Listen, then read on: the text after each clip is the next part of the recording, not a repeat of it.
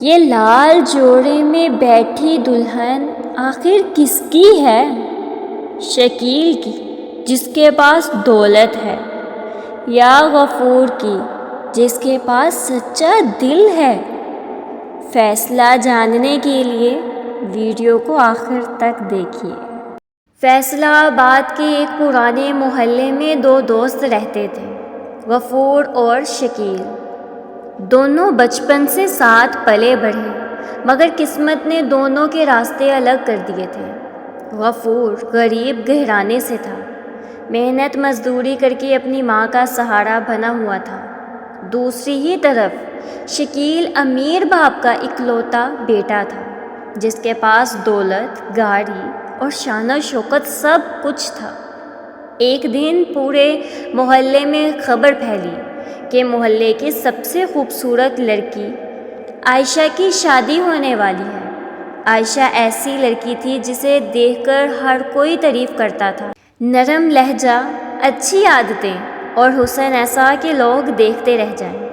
جب یہ خبر غفور تک پہنچی تو اس کا دل دھڑک اٹھا، کیونکہ وہ خاموشی سے عائشہ کو پسند کرتا تھا، مگر کبھی اپنی غربت کی وجہ سے اظہار نہ کر سکا۔ شکیل نے جب سنا تو ہنستے ہوئے کہا، عائشہ جیسی لڑکی صرف میرے گھر کی بہو بن سکتی ہے۔ کچھ دن بعد عائشہ کے گھر والے رشتوں پر غور کرنے لگے۔ حیرت کی بات یہ تھی کہ غفور کی ماں نے بھی ہمت کر کے بیٹے کا پیغام بھجوا دیا، اور شکیل کے والدین نے بھی رسمی طور پر رشتہ مانگ لیا۔ اب محلے میں چرچے شروع ہو گئے۔ ہر زبان پر ایک ہی سوال تھا، یہ لال جوڑے میں بنی دلہن آخر کس کی ہوگی، شکیل کی یا غفور کی؟ عائشہ کے والد ایک سمجھدار انسان تھے۔ وہ جانتے تھے کہ دولت سب کچھ نہیں، مگر غربت میں زندگی آسان بھی نہیں ہوتی۔ وہ پریشان رہنے لگے۔ ادھر شکیل روز نئے تحفے بھیجتا، کبھی مہنگی گھڑی، کبھی کپڑے، کبھی مٹھائی کے ڈبے۔ اسے یقین تھا کہ دولت جیت جائے گی۔ غفور کے پاس کچھ نہ تھا، وہ صرف دعا کرتا اور محنت میں لگا رہتا۔ ایک دن عائشہ کی والدہ بیمار ہو گئی، گھر میں کام کرنے والا کوئی نہ تھا۔ شکیل کو خبر ہوئی، مگر وہ صرف پھولوں کا گلدستہ بھیج کر خاموش ہو گیا۔ غفور کو پتہ چلا تو وہ فوراً دوائی لے کر پہنچا، ڈاکٹر کو بلایا اور کئی دن تک بغیر کسی لالچ کے ان کی خدمت کرتا رہا۔ عائشہ خاموشی سے سب دیکھتی رہی۔ چند دن بعد عائشہ کے والد نے دونوں لڑکوں کو بلایا۔ انہوں نے کہا، میں اپنی بیٹی اس کے حوالے کروں گا جو اسے خوش رکھ سکے، عزت دے سکے اور مشکل وقت میں ساتھ کھڑا ہو سکے۔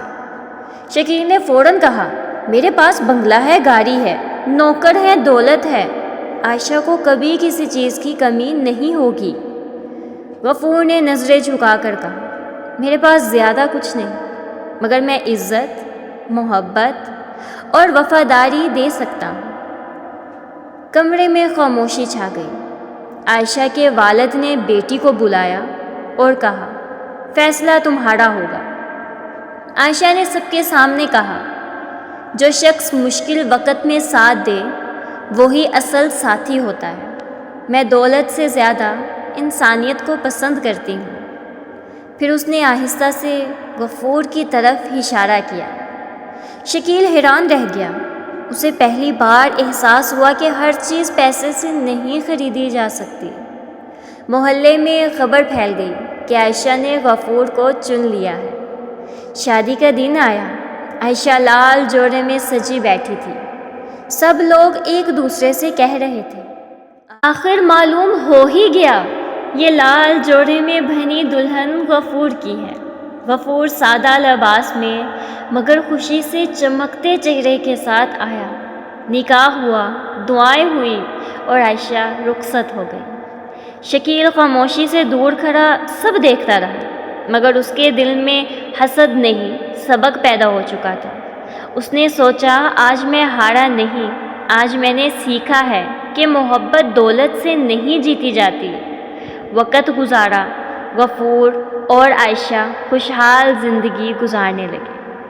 غفور نے محنت سے کاروبار شروع کیا، عائشہ نے ہر قدم پر ساتھ دیا، اور محلے والے جب بھی کسی کو غرور کرتے دیکھتے تو کہتے، یاد رکھو لال جوڑے والی دلہن آخر غفور کی بنی تھی، کیونکہ اس نے دل جیتا تھا، دولت نہیں۔